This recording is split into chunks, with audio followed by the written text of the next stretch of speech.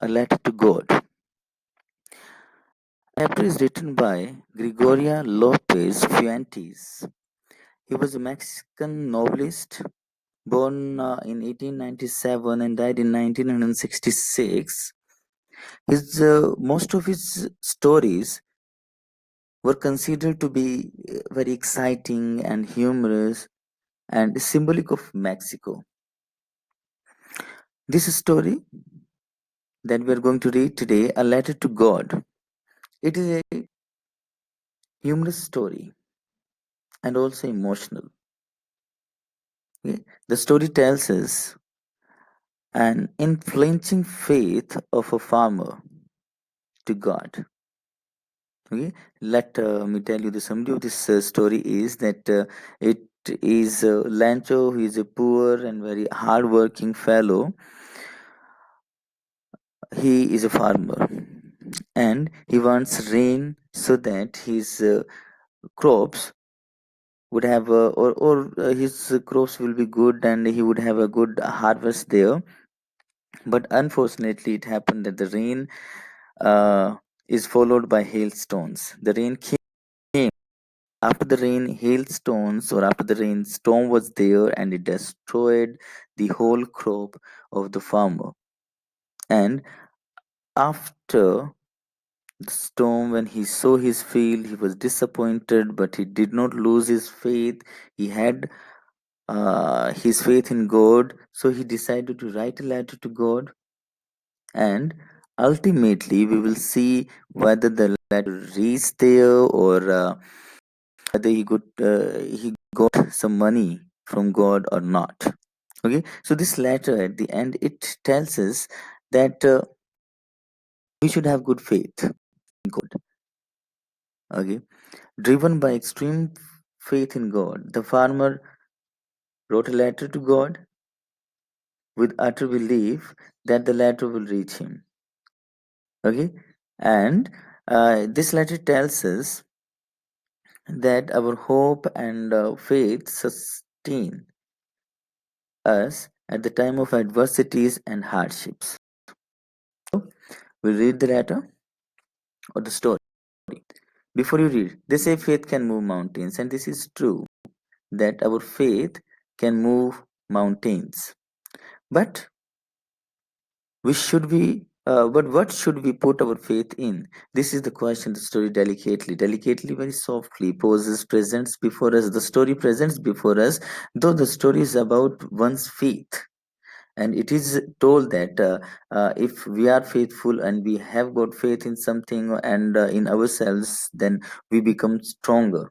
Okay, our faith makes our lives moving. Okay, but the question is, where should we have our faith on?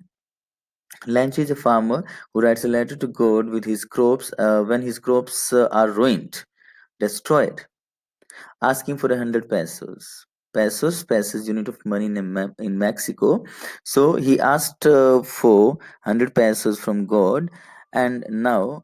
After reading the chapter, we will come to know whether Lancho's letter reached God uh, Lanchos or God had sent him money or not. So these questions are to be discussed later on, or we will come to know after reading the chapter what happened there. Now let us begin the chapter. The house, the only one in the entire whole valley, sat on the crest topmost part of a low hill. So where was the house of Lancho? It was on a low hill, and this was the an only house there. From this height, one could see the river and the field of ripe corn dotted with, decorated with the flowers that always promised a good harvest. And probably we can say that Lanchos from this out Lancho would admire the river and the field of ripe corn that was decorated with flowers, because the ripe corns decorated with flowers, they always promise good harvest. That harvest is good, and good harvest always promised money. The only thing the earth needed was a downpour, or at least a shower. And when Lancho would see his field there from that height, he could have the idea that now his crops would need, or the earth needed, only rain, downpour, heavy rain. Or if heavy rain is not there, then at least showers would be there that would be enough for a good crop. Throughout the morning, Lancho, who knew his field intimately, he knew his field very much, he knew his field intimately, had done nothing else but see the sky towards the northeast. So what he was doing, what Lancho was doing there, Lancho was just looking at the sky. And why was he looking at the sky? He was looking at the north east side because he was expecting good rain. Okay, so what first paragraph tells us that Lancho, a farmer, he was waiting for the rain and he could see some clouds there from the northeast side. Now we are really going to get some water woman, and he talks to his wife that they would get some water. Some water means they would have some rain then, because he could see the clouds there.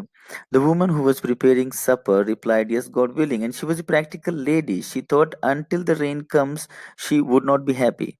And she said, if God is willing, then it would be rain there, and that was good for them.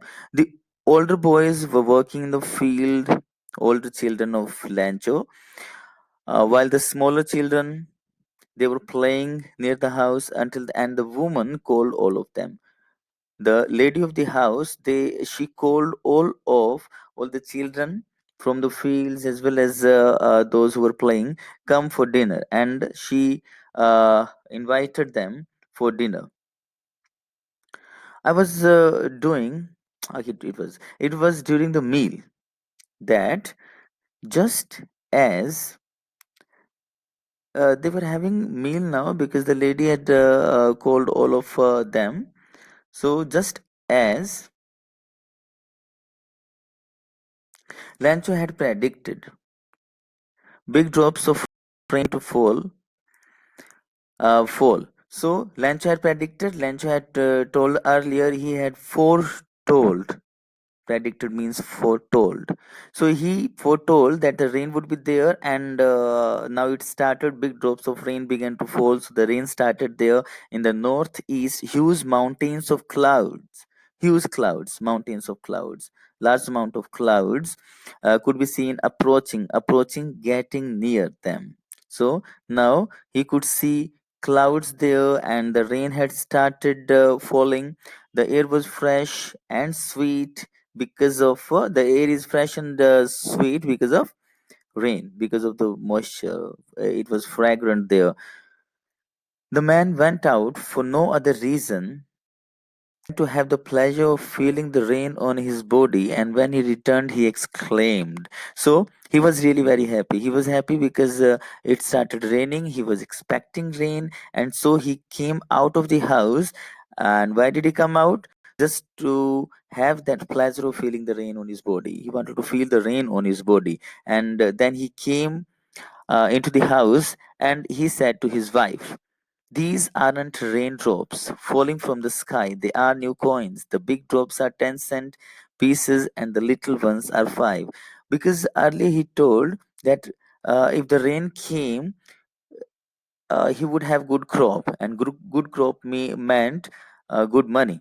That's why he was comparing this rainfall to money. These raindrops are compared to coins. Okay, so bigger drops of rain, they are compared to 10-cent pieces, and the little ones and the smaller drops of rain were compared to fives. Fives means 5 cent. Cent is the unit of money. So now he's comparing the raindrops to money. And why is he comparing the raindrops to money? Because he knew that because of these raindrops, he would have good crop, and after selling the good crop in the market, he would have good money. With a satisfied expression, he considered, or he looked to his field of ripe corn with its flowers draped, covered, in a curtain of rain. So he was just looking at his field on which raindrops are falling, and it was a good scene, as if the curtain of rain has covered the whole ground. But suddenly a strong wind began to blow, and along with the rain, very large hailstones began to fall. These truly did resemble new silver coins. But now, as fate would have it, the situation changed. Suddenly, what happened? The rainfall was followed by strong wind. Now, strong wind started, began to blow, and along with the rain, very large hailstones began to fall. And now, hailstones were there. And the situation is not very good now, because we know hailstones are really destructive to the crops. So these truly did resemble now silver coins. Now these means these hailstones truly now they are looking like, resemble means look like. Now in reality they are looking like silver coins. Okay, because he compared the raindrops to pieces, to money, new coins. But now the narrator says that these or the hailstones they were really looking like silver coins. But in reality, we know that the situation is not very good. The hailstones are not good for uh, the crops, and though those hailstones was looking like silver coins, but in reality, they are going to pose some trouble. Okay, Lancho knew that the trouble was to be there, but the children of the house, the boys, they did not think that it was going to be in the wrong side, and they wanted to enjoy it.